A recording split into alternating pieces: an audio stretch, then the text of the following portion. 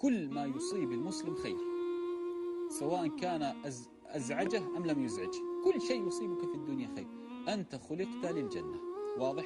وأحيانا الله عز وجل يرسل عليك البلايا لتنعم بها في الآخرة. لهذا أعطيك مثال، يعني كمثال بسيط، الكلام الذي يؤذيك في الدنيا، أعيد، الكلام الذي يؤذيك في الدنيا، والله فلان قال عنك كذا، فلان قال عنك، فلانة قالت كذا، الكلام الذي يؤذيك هذا في الدنيا هو الذي سيسعدك في الآخرة، واضح؟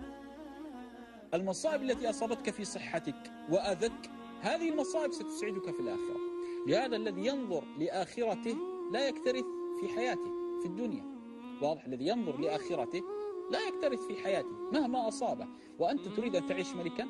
يا أخي حتى الملوك تصيبهم النوائب، إن لم يصبه فقر، أنا أتكلم عن ملوك الأرض، أصابه مصيبة الموت، مصيبة المرض، مصيبة الهم، مصيبة الحزن، ما أحد يسلم في الدنيا. أعطني رجل سلم من الدنيا.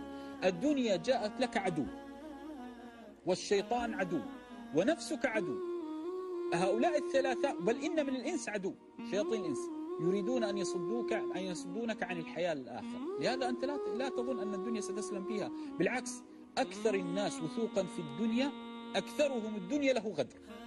أكثر الناس وثوقا في الدنيا وثقة في الدنيا أكثرهم الدنيا له غدر، واضح؟ لهذا لا، الدنيا لا تغدر إلا من اطمأن بها. لهذا ما أصابك من مصيبة فالله عز وجل شانه سيكافئك عليها، فاصبر واحتسب. بارك الله.